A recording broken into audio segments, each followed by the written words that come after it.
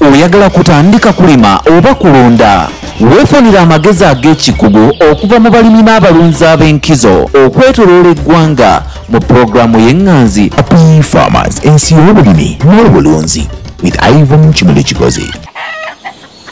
Abatulaba omukulu ayogera lunabuddu naye mujja funafunamu bye muyigamu naye ng'agamba nti obuzibu bwa Uganda abalimi oba n'abalunzi tebalina bumanyi oba tebalina kumanyisibwa okola otya ekintu naddala olunda otya embizi ogirabirira otya ku stage ez'enjawulo bweba eri lubuto ogiriisa ki. Osanga omulunzi ng'ayina aliisa emmere aliisa akaana akato oba akabizi akato n'akaliisa emmere ey'embizi erina okuyisibwa embizi enkulu. So agamba nti obumanyi obwo abantu banaabufuna bajja tandika okufuna bye bakola. N'ekirala nti tulunda nnyo mu bintu tugenda mu bulunzi nga twagala okulunda just okulunda we nalunda embizi nnya because alina waakirabye naye boy ne Kenya bagenda mu bulunzi nga bagenze mu commercial farming wakyo oyinza okiyita nti okulunda okufunamu ogitwala nga business kyekibula mu Uganda. Tukyali ku faamu eno mu Kenya era ebintu byewunyisa bingi tuyinza okuyigira ku bwana Kenya era tunaabikopa tujja kusigala kyekimu. Tukyali ku faamu wano era okyali ku Happy Farmers is Ivan Chimuli-Kigozi. Talk about cleanliness. The importance of keeping the farm clean. Yeah. Once you make your farm clean, you eliminate a lot of bacteria and viruses, loads. So pigs are always dirty, but if you keep them dry, clean, they will ever be clean. And you have seen most of my pigs are clean. Yeah? So hygiene should be of the highest standard. What is the difference between farmers in Uganda? Because you've been in Uganda, what is the difference between the people in Kenya and Uganda?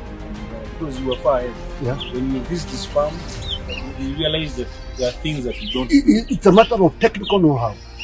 In most cases, if you go to Uganda, most of the farmers are not technically qualified, and they don't have what you call the external officer. They just come and educate the farmers on how to do the farming.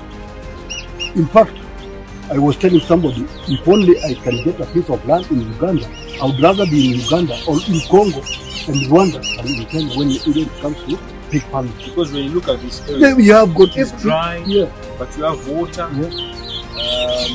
Maybe you engage in maize growing. No, in this place we don't have cotton. But if you go to Uganda, there is plenty of pig feed.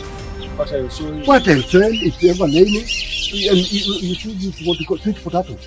They are so good for pigs.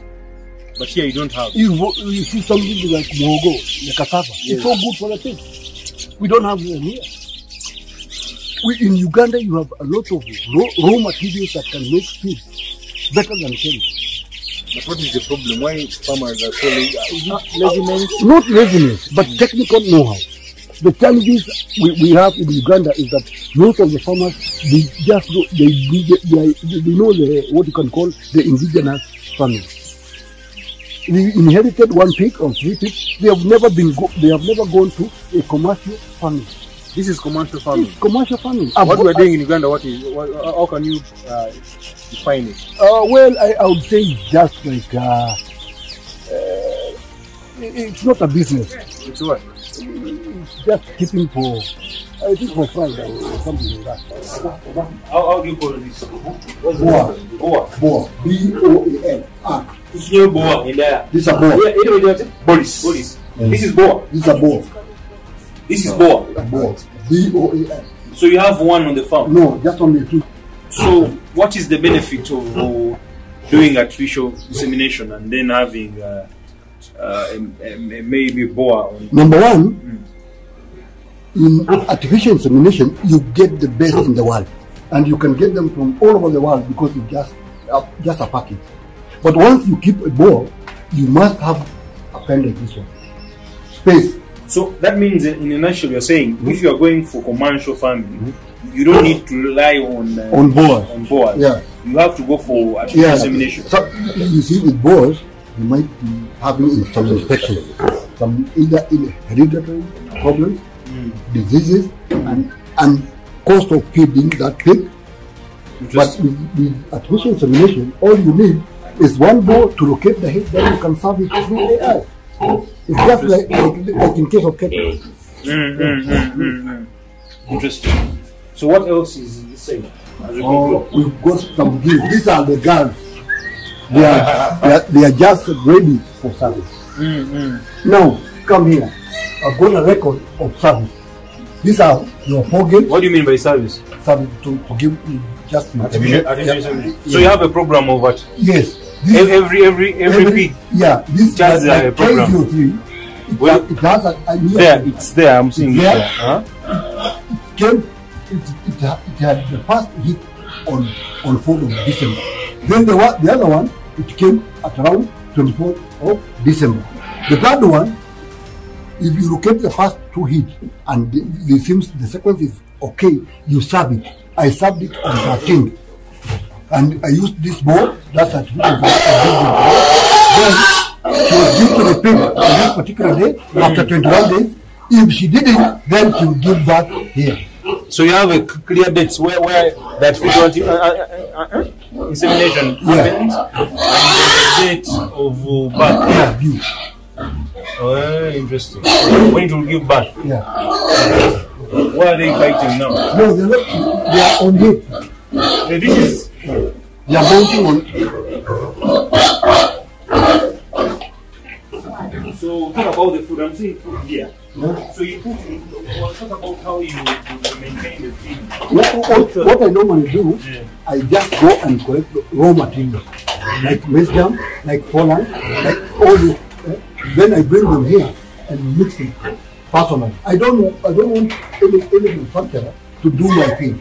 Talk about that mixing, because normally we go at where they sell this food and then they mix for us. Yeah. Talk about the importance of mixing as a farmer to mix his own food. Yes. You know exactly what you know. In Kenya, we have a problem because it's commercial.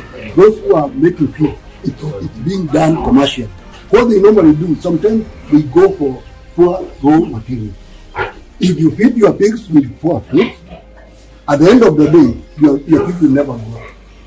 But exactly, if you go for the best raw materials, either in Kenya or somewhere else, and then you come and mix it for yourself, you know exactly what you have made for yourself. So this is the thing. Yeah.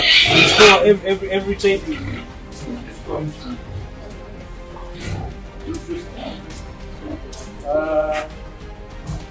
What is this now? This is a male boar. It's a boar again. It's a run race. The father of the one you saw there. This is the oldest. No, it's not old. It's about 2 years old. This is 2 years. How many kilos? It's about 300 kilos. No, talk about the meat. How do you sell? I've got some raw butcheries here. I've got 5 of them. I do slaughter my pigs here. You slaughter yourself? Yes. What is the advantage of slaughtering? You add value to what you have. If you sell to somebody else, he just makes more money than you. Interesting. Huh? So you have a place where you do that? Yeah, I do my business somewhere. I've got 5 butcheries. So how many pigs do you sell every day? Do you sell every day, every month? Every day. Every day? Yeah. How many pigs do you sell? I sell about 10 pigs in a day. I slaughter 10 pigs every day. And I sell a kilo at 800 Kenyan shillings.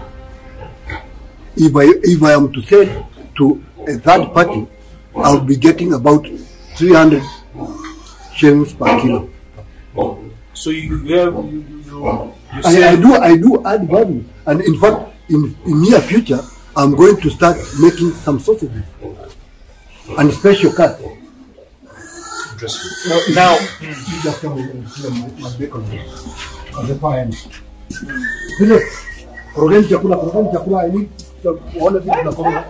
These are just for slaughter. These ones are slaughter. They are just only 5 months old. 5 months. 5 months old. So you make sure you keep the pigs for 5 months and you sell. Yeah, these ones are ready for sale. Yes, they are ready for sale. Even this one. Ready for sale. Yeah, ready for sale. 5 months, 5 Just months, 5 months. between 5 and 6 months. Now in Uganda, what happens? Yeah. You can keep pig for 2 years. 2. And then you sell it some funny shilling. Just do this. When you're back in Uganda, one day, just invite me. I'll just come and talk to the farmers. If they've got problem with what you call the breeding, you see, once you inbreed, you get genetically inferior animals. But if you can come for the best breed, then Interesting. So you have these ones, they come and every day you come and pick just here pick here. and you slaughter. You can see even some bigger ones from this pen. Interesting. You see these ones? Come on. Come on. These ones, they're bigger. Yeah, they're bigger. And they are just only about 5.5 months. Interesting. Now, wetuli kati tumazeeyo ekiyumba ekirimu embizi 7 era ndowooza ozirabye. Naw kyetuddako tugenda kulambula biogas. Obubi bw'embizi obuva muno babukolamu biogas. Talina kyasula ku mbizi. So agenda kutunyonnyola biogas bamukola batya. Era wetudda wali tugenda okumaliriza olabe bakola biogas. Kiki kyenyiza okuyigira mu Bannakenya? Ekyasoose twagambye nti bo embizi tebazirunda bulunzi kuzikuumira waka n'ogira bakola embizi 5. Bagenda commercial eno business era agamba bannayuganda banatandika okutwala embizi nga business bajja zifunamu. Buli naku atta embizi 10 era azitulaze wali nti embizi 10 zatta era akola amagoba ga 15,000. Embizi gye batutte obutwazi banditutte ku 13 eza Kenya. Naye kati agyesalira n'agibawo n'abagituuza ku nusu 8 n'akola amagoba gumpi ga 15,000. Tubayigirako ki? Tugenda kati ku biogas. Obubi bw'ojja mu mbizi yo osobola okukolamu biogas. Era wano tulinga abali mu ddungu naye alina amazzi, alina amasannyalaze, alina buli kimu. So tubayigirako ki? Katugende ku biogas.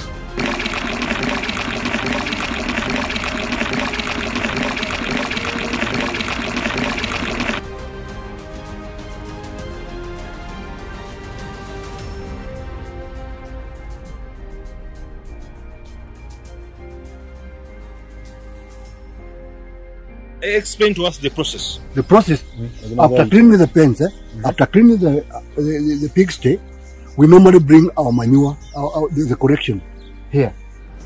And we start with some water. Fill it. You just start it like this.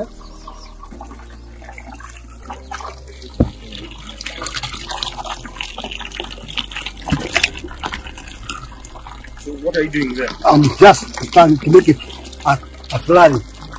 Yeah.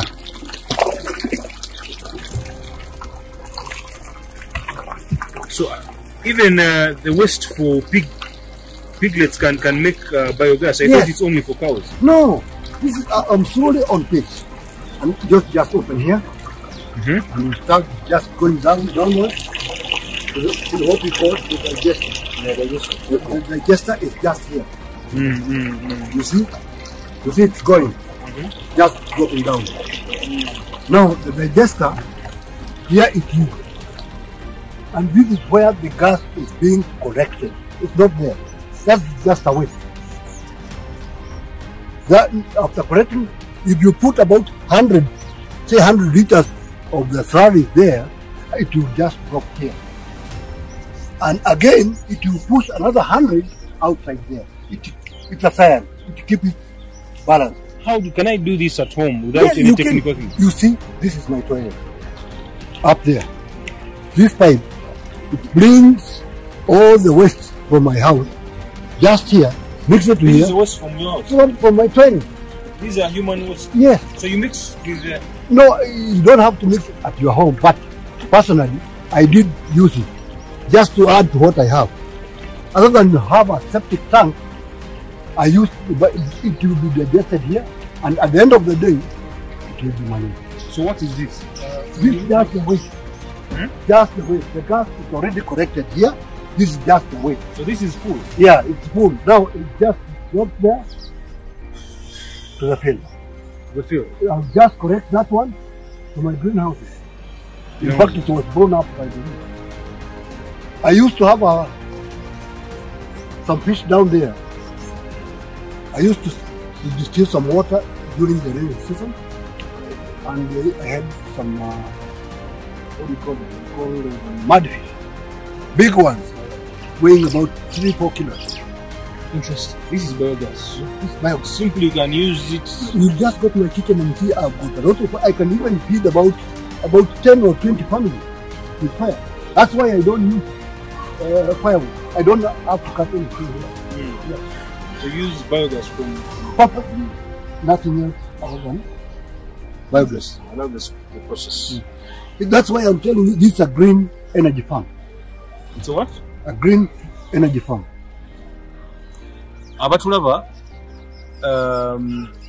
tukyali ku faamu eno ey'embizzi olusanvu nja kyemerako nnyo newe tuli waliwo biogas agamba nti obubi obuva mu mbizzi wali tabusuula alina system ebukolektinga ne bujja wano n'akola biogas talina kyasuula ku mbizzi ndowooza okugyako obwoya naye nga buli kimu akikolera wano tusaanidde kusuula bubi bwa mbizzi walala wonna n'osobola okukola mu biogas ewuwo wekka nekyaŋŋambye ekiri interesting olaba kipayipo kino ate agambye nti addira obubi bw'embizzi n'abugatta n'obubi bw'abantu bulina kikemiko kye bukola awo n'okola biogas azitowa kati obubi obwo buva wano mu payipo eno ne bwegatta n'obubi bw'embizzi olwo biogas n'akolebwa n'aba w'amaanyi nnyo n'afunamu kyayagala.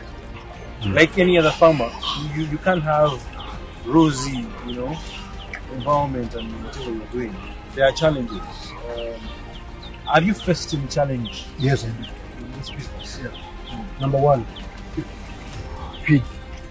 The pig feed is a big challenge at the moment.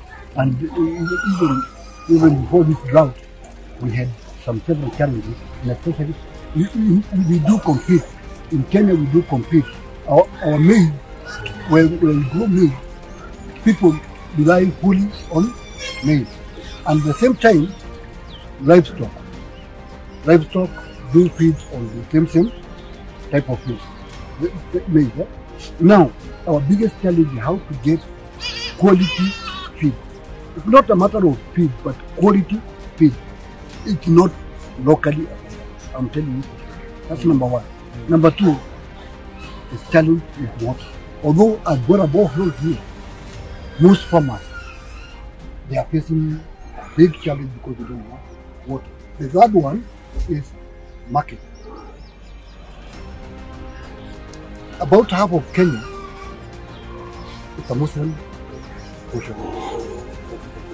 So we don't eat pork. But we are trying to introduce the local community to feed our pigs, which are better managed and kept than even the local sheep and better. Now, and more can qualify on how much you sell pig and the kilo. Number one, a kilo of pork is going at around 800 Kenya shillings in local hotels and butchers. When I'm totaling that particular, just a pig, it will give me at around 50 kilos dead weight. 50 kilos dead weight. If I'm to sell it at 800, I'll get 40,000 Kenyan shillings. Half of the money will go to just go to other challenges like the cost of feed, out the management, and half of the money just my profit. Interesting. Your last words to the youth. We have a problem of youths in Uganda, maybe in Kenya and East Africa. They don't want to engage in agriculture. They see agriculture as a punishment, as a dirty job. What is your last word to the youth? The last word to the youth: don't go for the white collar job. There is a lot of employment in our local community, and especially farming. If you do farming and you have that passion for farming, you get more money, because in Kenya you have 40 million. About 30 million, they do it. Everybody depends on agriculture. We must get something at the end of the day from the field, isn't it? And I'm happy that our local youth can come, do some training, and then they can be some of the best farmers in Kenya or in Uganda or elsewhere in the country. Thank you, Mr. Munene. Thank you, sir. It was nice to have us in this big farm. Okay. Mbebaza mwena abadde program eno twasazeewo okujja mu Kenya tulabe abalimi nga bano tubajjeko ekyokuyiga ndowooza mulabye bingi tumuyigiddeko ebintu bingi mbebaza mwena abadde kale tukyafeefeta abalimi abalala tulabe engeri gye tuyinza obbayigirako nga Uganda. Jjukira obulimi bukola kinene nnyo mu kubeerawo kwaffe mu nsi yonna. Nsigadde nze Ivan Kimukigozi ku Happy Farmers, ensi y'ebyobulimi n'obulunzi wano e Kenya.